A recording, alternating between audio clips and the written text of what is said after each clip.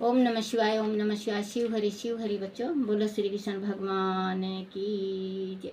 सावन मास महात्म्य की जय। सावन मास महात्म्य में 27वां अध्याय। सावन मास के अन्य कार्य। ईश्वर ने कहा, अनंतर सावन महीने में करक तथा सिंह संक्रांति जन को कुछ कार्य होते हैं, उन्हें भी मैं आपसे कहता हूँ। करक संक्रांति से सिंह की संक्रांति तक सब नदियाँ सवला हो जाती हैं। उस काल में उन नदियों में स्नान ना करें। समुद्र में गिरने वाली नदियाँ में स्नान करने से कोई दोष नहीं होता।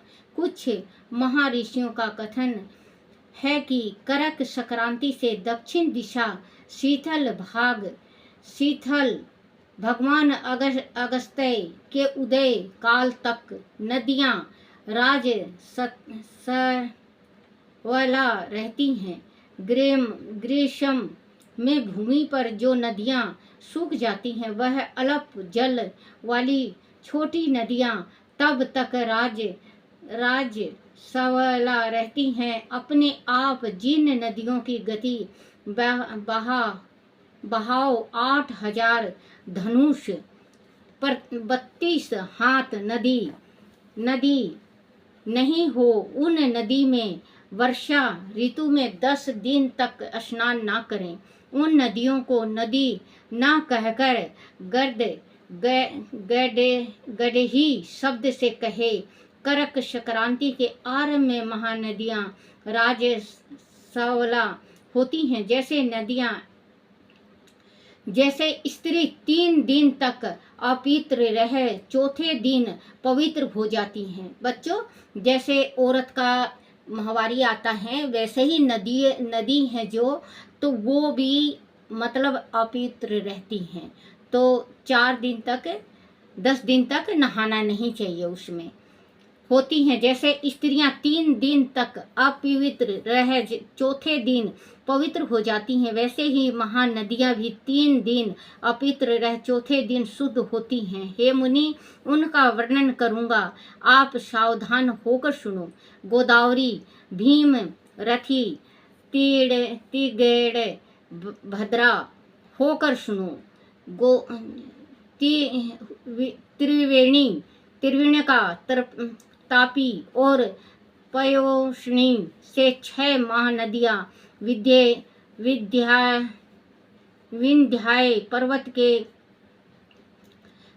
पर्वत के दक्षिण में बहती हैं। भागीरथी, नर्मदा, यमुना, सरस्वती, विशेषका तथा वितसता, यह 6 महानदियाँ निमित्त पर्वत के ऊपर बहती हैं। 12 महानदियाँ देव ऋषि क्षेत्र से प्रदूरभूत हैं। देविका, केवरी, बंजरा और कृष्णा, यह 4 महानदियाँ करक संक्रांति हो जाने पर एक दिन राजवसला होती हैं। करक संक्रांति के 3 दिन गौतमी नदी राजसवला होती हैं। चंद्र भागसती, सिंधु, सरयू, नर्मदा, गंगा, यमुना, पलाच धारा तथा सरस्वती, ये 9 नदियाँ एक नदी नाम से सुविख्यात।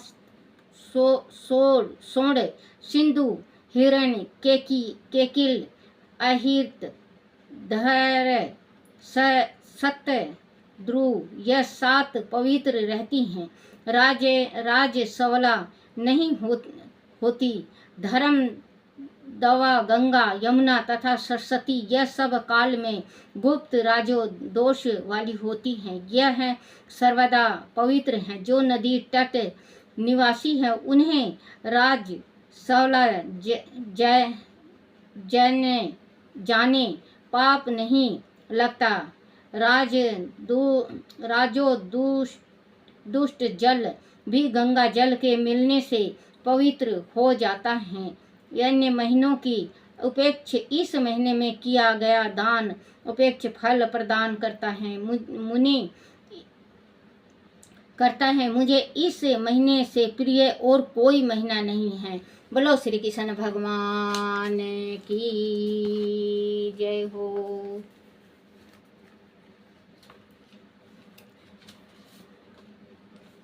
बोलो गीता, बोलो श्री भागवत गीता पुराण की जय।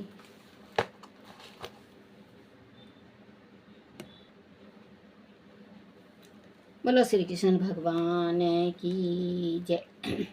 हे अर्जुन सुन ध्यान से, गज एक भक्त महान, एक दिवस सहित विषे पहुँच कर स्नान।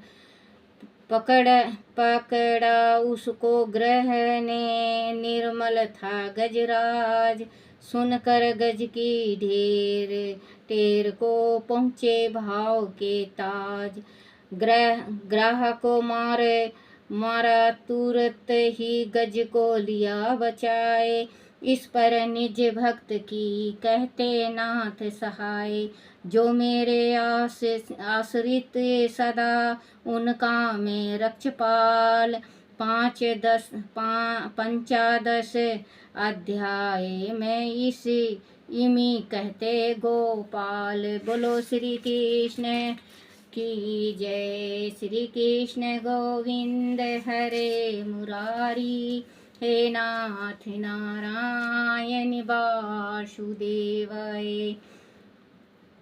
श्री भागवत पुराण में 15वां अध्याय पुरुषोत्तम योग। भगवान श्री कृष्ण ने कहा कि हे अर्जुन, आदि पुरुष परमेश्वर मूल रूप वाले हैं। वह सबके ऊपर नित्य धाम में सगुण रूप से वास करने के कारण उद्धव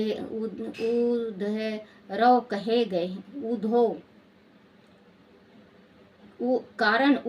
गए हैं। वह संसार वृक्ष के कारण है, इसलिए इस संसार वृक्ष को ऊर्ध्व मूल वाला कहते हैं। इसकी शाखाएं नीचे की ओर हैं, इसलिए इसे संसार वृक्ष को आख शाखा वाला कहते हैं। संसार रूप पीपल के वृक्ष को अविनाशी कहते हैं। वेद इसके पत्ते कहे गए हैं। संसार रूप वृक्ष को जो प्राणी मूल सहित तत्वों को जानता है, वह वेद तत्वों को जानने वाला है। हे अर्जुन, इस संसार रूप वृक्ष के तीनों गुण रूप जल के द्वारा बढ़ी हुई यह विशेष भोग रूप पांचों स्थूल देह इंद्रियों की उपेक्ष सूक्ष्म होने के कारण उन शाखाओं को कपोल के रूप में कहा गया है। कपोलों वाली देव, मनुष्य और तीर्यक आदि योनि रूप शाखाएं व अहंता, ममता, वासना रूप जड़ नीचे ऊपर सर्वत्र फैली हुई है। इस संसार वृक्ष का स्वरूप जैसा कहा है वैसा यह विचार काल में नहीं पाया जाता। इसलिए इस अहंता, ममता और वासना रूप अहित ढूट मूलों वाले संसार रूपी पीपल के वृक्ष को ढूट वैराग रूप शास्त्र द्वारा काटने के उपरांत उस परम पद को अच्छी प्रकार खोजना चाहिए, जहाँ गए हुए पुरुष संसार में पुनः जन्म नहीं लेता, जिस परमेश्वर से वह तुरंत संसार वृक्ष की प्रवृत्ति विस्तार को प्राप्त हुई है, उसी आदि पुरुष नारायण की मैं शरण में हूँ। हे अर्जुन, जिस प्राणी की मोह माया में आसक्ति नहीं रहती, जो नित्य निरंतर प्रभु स्मरण में ही वृत्ति रखता है और जिनकी कोई इच्छा भी नहीं होती, ऐसे महापुरुष तथा तत्वज्ञानी पुरुष को निश्चय ही दिव्य धाम की प्राप्ति होती है।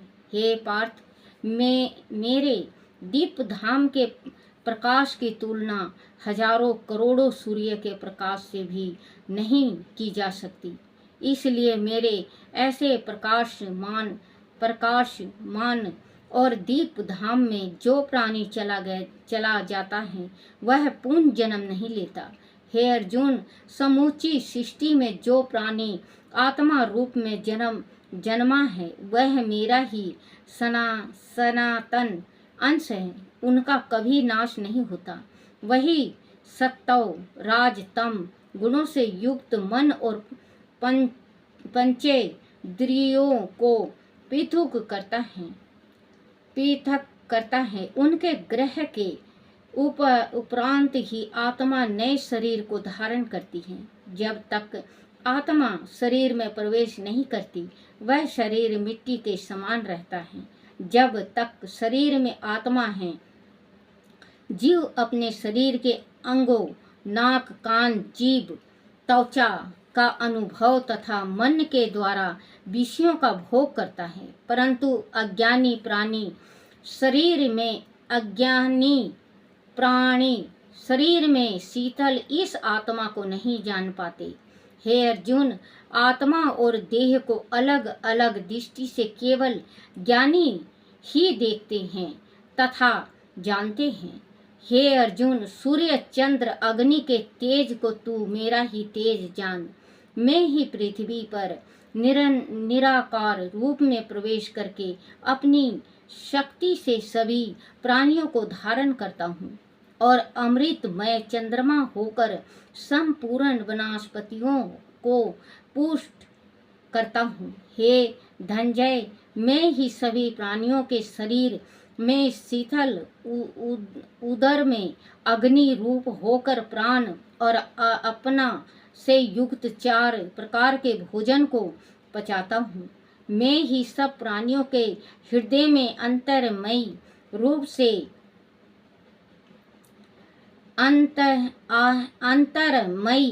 से शीतल हूँ। मेरे द्वारा ही समिति ज्ञान और अपोहन होता है। वेदों द्वारा मैं ही जानने योग्य हूँ। हे अर्जुन, संपूर्ण सृष्टि में नाशवान और अविनाशी 2 प्रकार के प्राणी हैं। स्थूल देह तो क्षण प्राणी है और इस देह में रहने वाली आत्मा अक्षय पुरुष है। उनके अलावा एक अन्य प्रकार का प्राणी भी होता है जो उत्तम पुरुष कहलाता है। उत्तम पुरुष ही परम पुरुष कहलाता है। वही परमेश्वर है। वह परम पुरुष परमात्मा आदि में ही हूँ। हे पार्थ, वेदों एवं लोक में मुझे पुरुषोत्तम भी कहा गया है। हे अर्जुन, जो ज्ञानी है वह मुझे पुरुषोत्तम को जान लेता है। वह मुझे सर्वव्यापी मानकर नित्य निरंतर मेरा ही स्मरण करते हैं। मेरे प्रिय सखा, वह अति रहस्यमय पुरुषोत्तम योग में तुझे बतलाया। जो प्राणी इसको आत्मा ज्ञान द्वारा जान लेता है वह कृत्यरत हो जाता है। बोलो श्री कृष्ण भगवान की जय। श्री भागवत गीता में 15 अध्याय का महात्म। भगवान विष्णु बोले कि हे लक्ष्मी, प्राचीन समय की बात है। एक नगर में पृथ्वी सिंह नाम का एक राजा राज करता था। उसका मंत्री सूरवीर काफी साहसी था। राजा उस पर नेत्र मूंद कर विश्वास करता था, परंतु मंत्री के मन में कपट था। वह राजा की हत्या करके स्वतः राजगद्दी पर बैठकर राज सुख भोगना चाहता था। एक दिन मंत्री ने देखा कि राजा बेसुध सोया हुआ है, उसके रक्षक भी गहरी नींद में हैं। मंत्री ने उसी समय राजा पृथ्वी सिंह उसके रक्षक और हितैषी की हत्या कर डाली और स्वयं राज सिंहासन पर विराजमान हो गया। सूरवीर को राज करते हुए बहुत समय बीत गया और एक दिन वह भी मर गया। जब यमदूत ने उसे धर्मराज के समक्ष पेश किया तो धर्मराज ने कहा कि हे यमदूत, यह बहुत बड़ा पापी है, इसे घोर नरक की यातना दी जाए। यमदूत उसे नरक में ले गए। काफी समय तक नरक भोगते रहने के पश्चात धर्मराज की आज्ञा अनुसार उसे घोड़े की योनि में जन्म मिला। घोड़े के एक सौदागर ने उसे खरीद लिया और अपने अन्य घोड़ों के साथ उसे भी अपनी घुड़साल में बांध दिया। एक दिन घोड़ों का सौदागर बहुत से घोड़े लेकर दूसरे नगर में गया। उस घोड़ों में शूरवीर भी था। उस नगर के राजा को नए नए घोड़े खरीदने और उन पर सवारी करके शिकार खेलने का काफी शौक था। राजा ने उस सौदागर को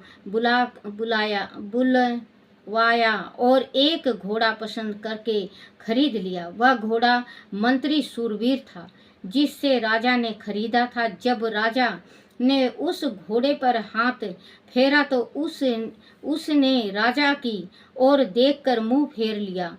वह देखकर राजा आश्चर्य में पड़ गया। उसने एक योग पंडित को बुलवाया और उससे पूछा कि हे ब्राह्मण देव, हमने जो घोड़ा अभी अभी खरीदा है उसने हमारी चेहरे की ओर देखते ही अपना मुंह फेर लिया, उसका क्या कारण हो सकता है? पंडित ने कहा कि हे राजन, इस घोड़े ने ऐसा कर के आपको प्रणाम किया है। राजा पंडित के जवाब से संतुष्ट नहीं हुआ। कुछ दिनों बाद राजा उसी घोड़े पर सवार होकर शिकार खेलने गया। राजा शिकार खेलते खेलते जंगल में काफी दूर तक निकल गया। पहले राजा तीर से शिकार करता था, लेकिन उस दिन वह अपने शिकार को हाथों से पकड़ कर मारने लगा। राजा को उस दिन शिकार में काफी आनंद आया और वह काफी प्रसन्न भी था। शिकार खेलते खेलते जब दोपहर हो गई तो राजा को प्यास लगी। उसे पास ही स्वच्छ जल से भरा एक तालाब दिखाई दिया। उसी तालाब के तट पर एक साधु की कुटिया थी। राजा वहीं अपने घोड़े से उतरा और घोड़े को एक वृक्ष से बांधकर साधु की कुटिया में चला गया। उसने देखा कि साधु अपने पुत्र को गीता के 15वां अध्याय का पाठ याद करा रहा था। उसने वृक्ष के पत्ते पर श्लोक लिख कर अपने बेटे से कहा कि इस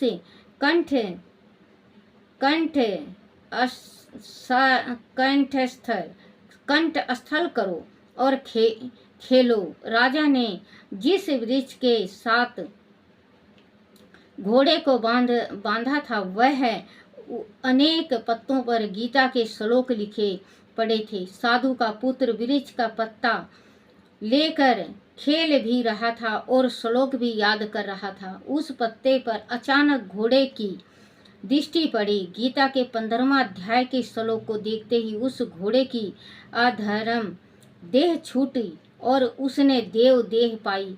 कुछ ही क्षणों बाद पानी पीकर राजा साधु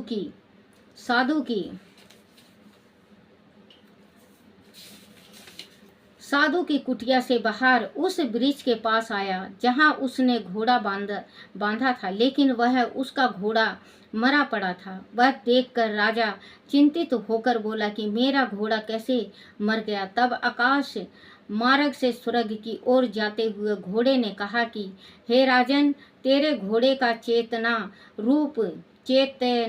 रूप में मैं हूँ। मैंने देव देह पाई है और अब मैं बैकुंठ को प्रस्थान कर रहा हूँ। राजा ने उससे पूछा कि ऐसा तूने कौन सा पुण्य किया है? तब वह बोला कि इसका कारण तू साधु से पूछ।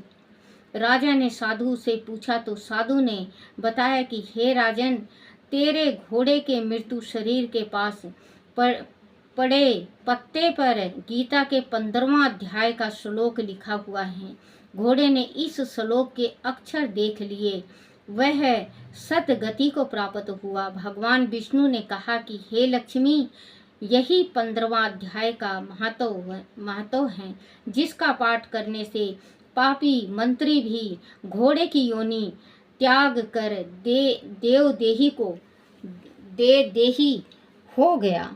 बोलो श्री कृष्ण भगवान की जय। श्री कृष्ण गोविंद हरे मुरारी, हे नाथ नारायण वासुदेवाय।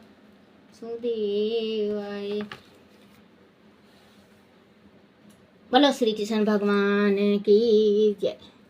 आरती शिव जी की।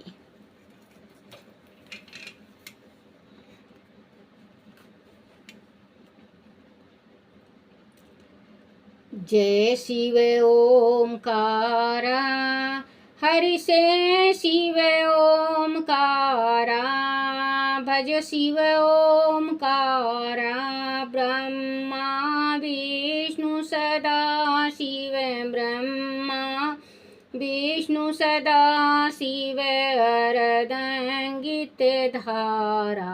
ओम जय शिव ओमकारा, एकानंद चतुरानंद पंचानंद राजे, बोले पंचानंद राजे। हन शासन गरुरासन, हन शासन गरुरासन, वृकवाहन साजे। ओम जय शिव ओमकारा, दो भुज चार चतुर भुज, 10 भुज ते सोहे, भोले 10 भुज ते सोहे। तीनों रूप निरखता, तीनों रूप निरखता, त्रिभुवन जन मोहे।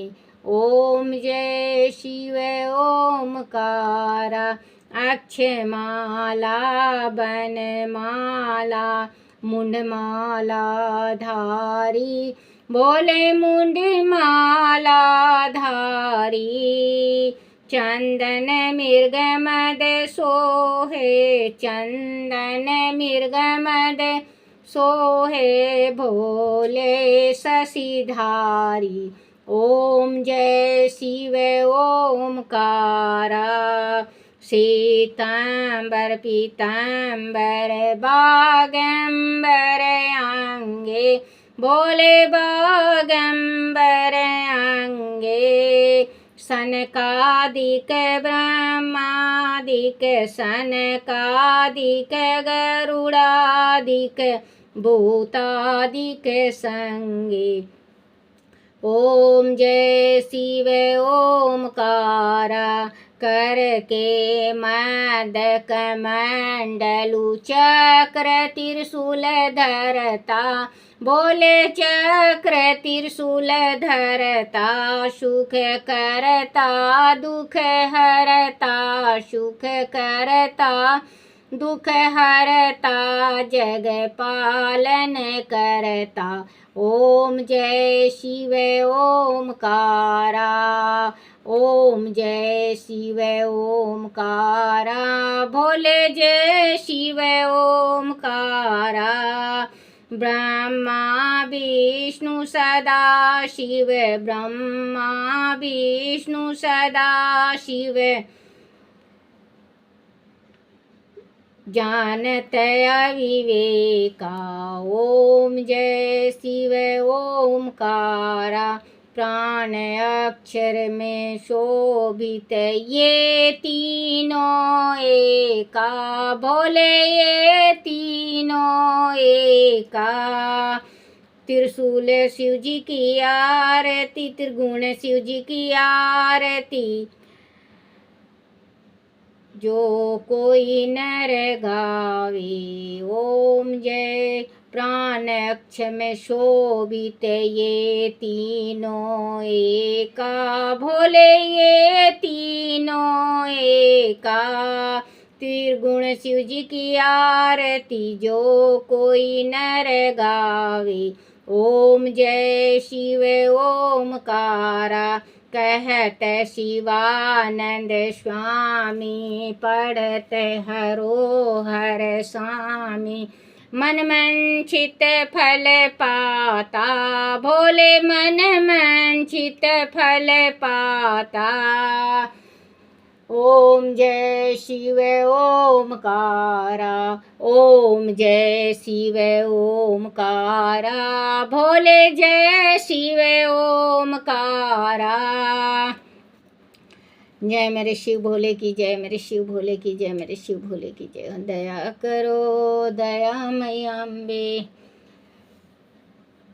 जय मेरी शिव भोले की जय सदा भवानी दाहिने सम्मुख रहो गणेश राम सम्मुख रहो गणेश पांच देव रक्षा करो ब्रह्मा विष्णु महेश सियापति राम जय जय राम मेरो मन बसियो सीताराम बोलो शिव पार्वती की जय अपने अपने माता पिता की जय अपने अपने गुरुदेव महाराज की जय हे मेरे शिव पिता मेरे से गलती हो कोई भूल हो कोई चूक हो कोई टूटी हो जाए मुझे क्षमा करना क्षमा करना क्षमा करना क्षमा करना जय मैं शिव भोले की जय मैं शिव भोले की जय क्षमा करना